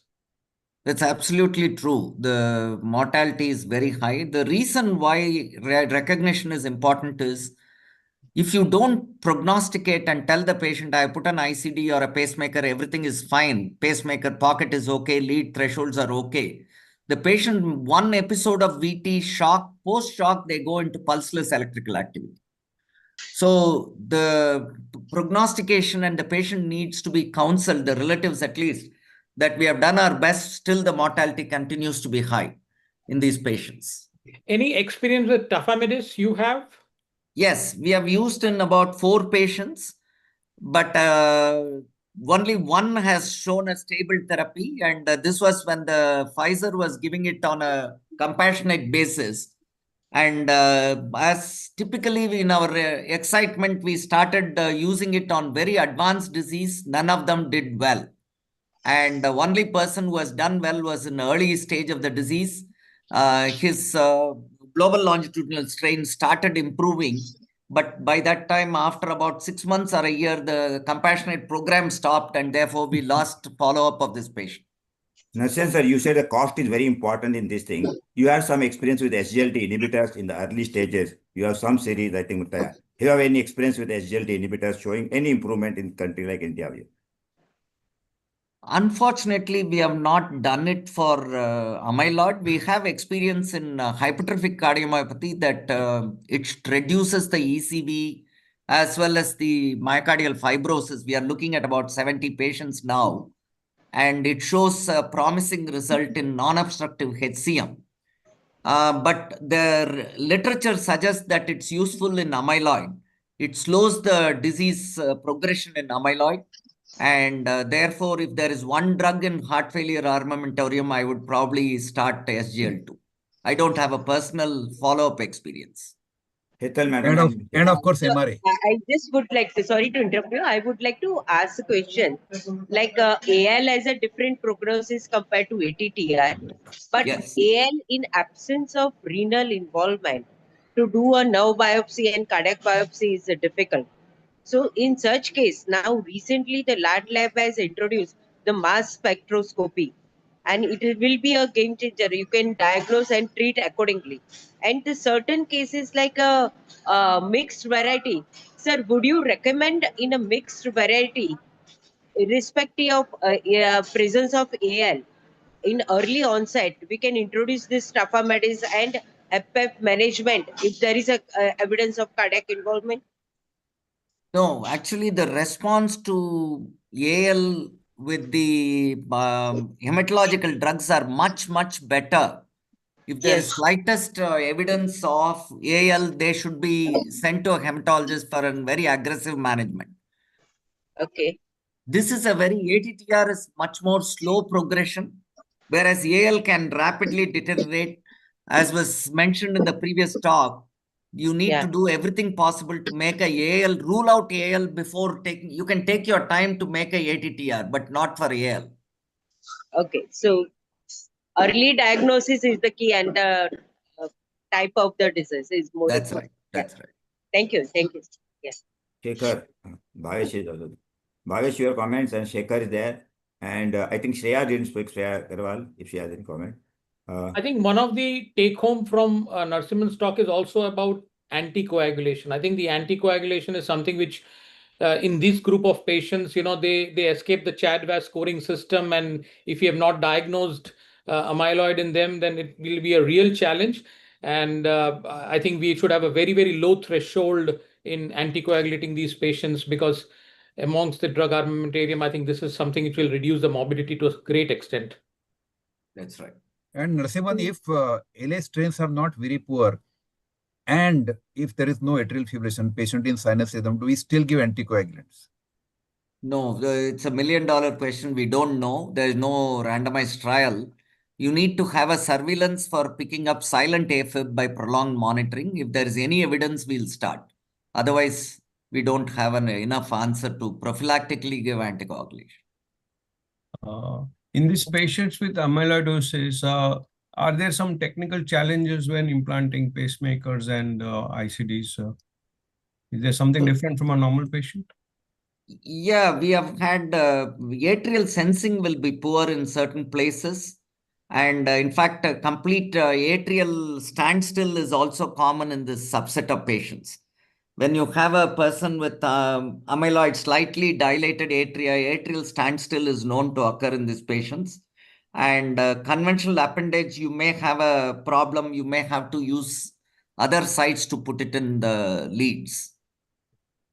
In these AS patients of TAVI were implanted, around 10 to 15% should to be amyloidosis. Should all the patients of TAVI who are going should be screened for at least amyloidosis somewhere, or at least any LPA is another challenging thing that's been come with the pathology for the AS. So at least LPA and amyloidosis screening should be done in all the patients who are going for TAVI. Is it be worthwhile?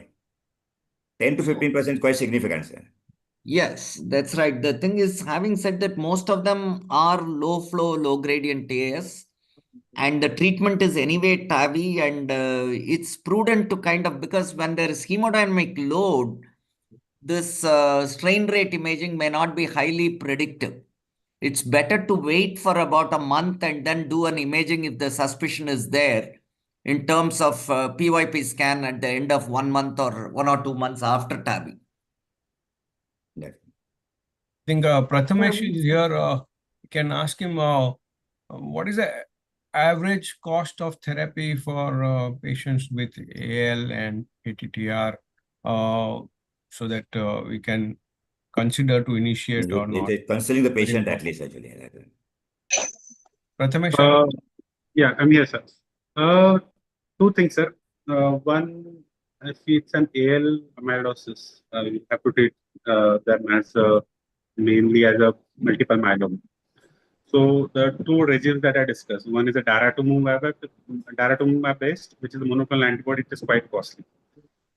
So, and the other is non-daratumumab based cybordexa, which is quite easy. So if you just choose the cybordexa, which is non-antibody based, the total treatment cost for induction about 2 cycles should be around somewhere in a hospital-based setting. It should be around 1.5 to 2 lakhs. About 4 months of therapy, and followed by a feasibility. If patient is feasible, then we can plan for an autologous transplant. But if you use daratumumab, which is currently, as I said, the best drug option that we have, which has the best potency, a 4-month treatment should easily escalate that cost to more than 20 lakhs. What is the survival benefit with these therapies? Significant, sir. If you add daratumumab, the survival increases almost 30% as compared to the non-daratumumab. Percentage was okay, but I just want to see the life expectancy, because the life expectancy of AL is very poor. So how many months or years of more life can you give with this therapy?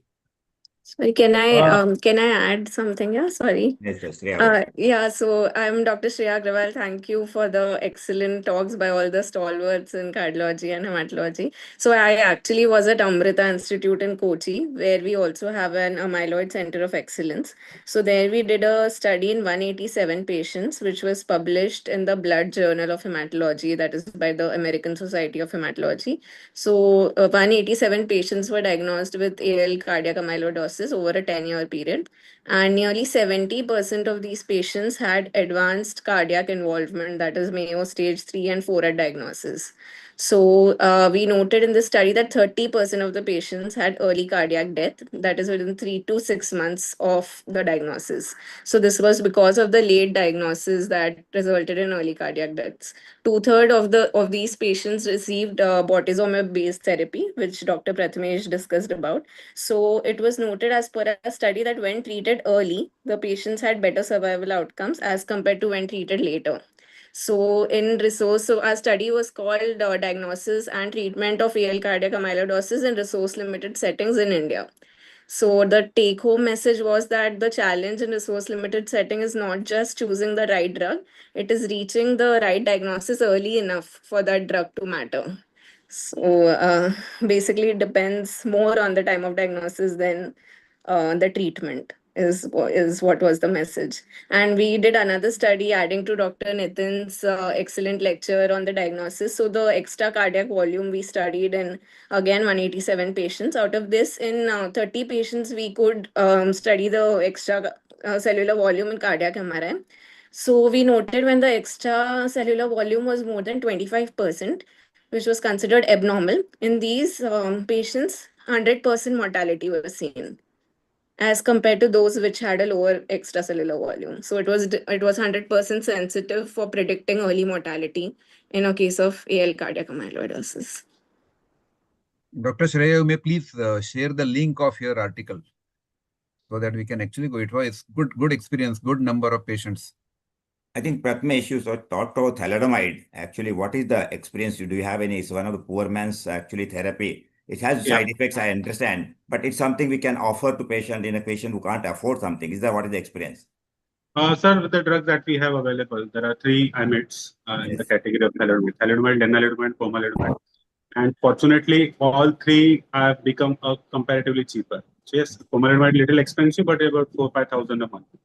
So thalidomide, as you rightly said, has fallen down the ladder a lot.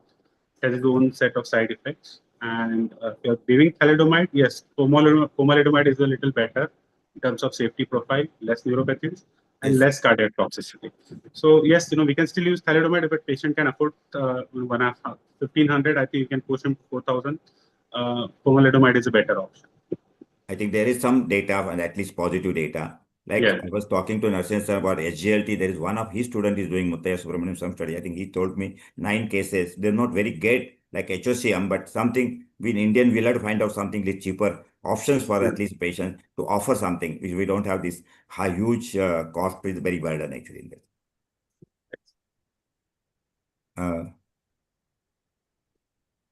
Any other comments from any of these? Anything in the chat box, Sajid? Any questions are there?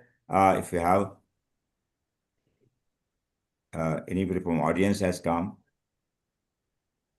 Meet, the cost of tafamidis is about 50,000 rupees per month.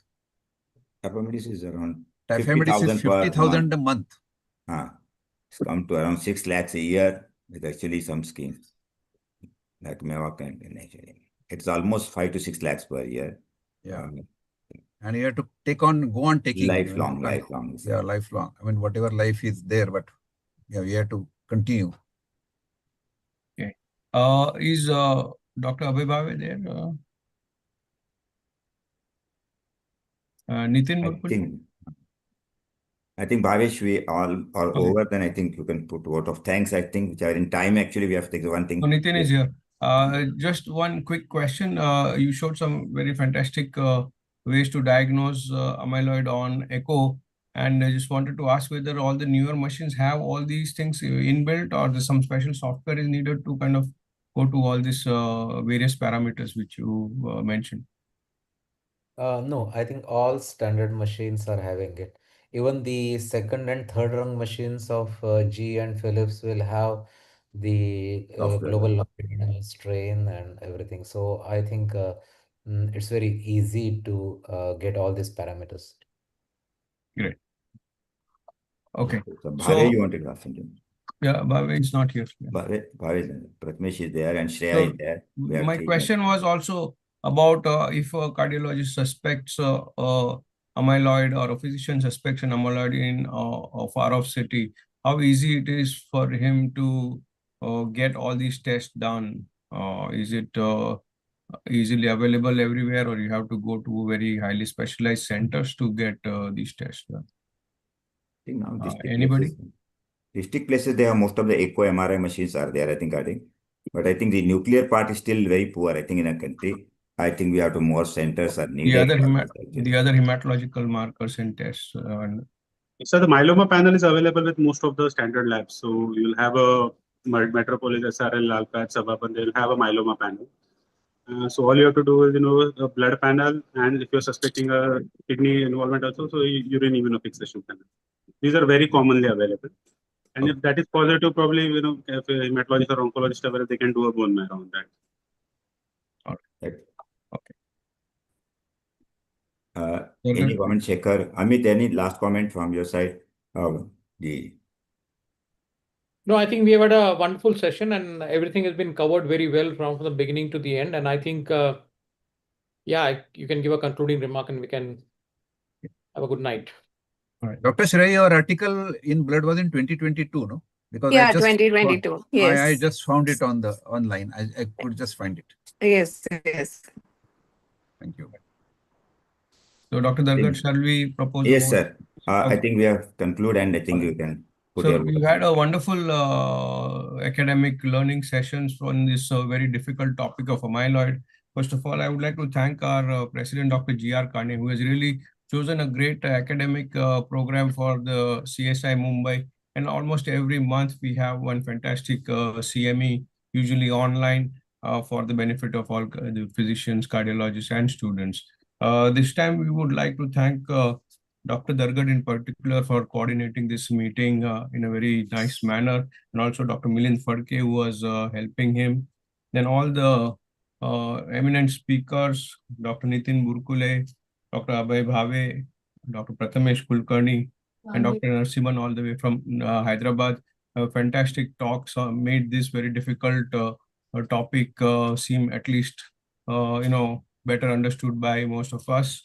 And then all the chairpersons, Robin Pinto, C.K. Pandey, Prakash Sansgiri, Srinath Sirsagar, Puneet Jain, Shreya Agarwal, Hiten Shah, Dr. Amit Vora, Shekhar Ambadekar, and Malav Jala.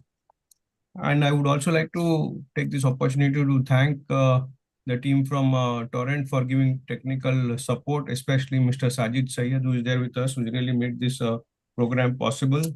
And then last and the most important, all the audience who has been here with us at this late hour to try and understand what this difficult and peculiar disease is all about. So thank you very much, everyone. There are some questions in the chat box. I think is there any difference between male and female in the amyloidosis? Actually, that's one question. I think there are 3 questions have come. The tech team, can you read out just because I could not get male, female, any differences in the amyloid? Narasimhan sir or Burkle, any you find any differences?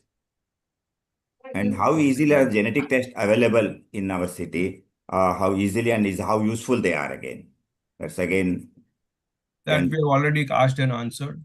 So can someone answer about the male-female differences in the amyloid pattern? Actually, is there any difference prognostically or in diagnosis? Actually, Nitin, you have seen male preponderance is there, but regarding the genotypes, most of them medgenome does it, but these are all what has been validated in the Western population. Portuguese, Irish families are the 2 large kindreds which have had set up amyloid variants. So we don't have any novel genetic mutation which will be probably coming out in the next couple of years, but medgenome does the variations quite routinely for the known mutation. Any genetic test, how easily it is available and how useful it is, utility of that? So in ATTR, at least genetic testing's role and its usefulness and how easily it's available. Whether it's useful because if you have a genotype that is positive, cascade screening becomes important in the family. But by itself, if you've made a ATTR diagnosis, either with a biopsy or a PYP scan after excluding AL, and clinical symptoms, signs, everything suggests amyloid, it doesn't make a difference in terms of treatment as of now. Because most of the treatment, whether it is gene silencing therapies or this interfering molecules, irrespective of whether it's wild type or variations, they've responded well. The gene silencer therapy, that doesn't make any difference for the genetic health. Yes. Thank you, sir. Thank you. I think Bhavesh, you can conclude now. Actually, we have almost. Yeah, I think I've already mentioned the vote of thanks for everyone. Once again, thanks to all of you and for giving me the opportunity. And I think especially all the eminent speakers and all the chairperson and of course the Torrent team which helped us technically very well. Actually, I think it went well. First time thing. Thank you. Thank you, everyone, and see you for the next CME next month. Thank you very much. Good night. Thank you very much. Thank you, doctor. Thank you so much.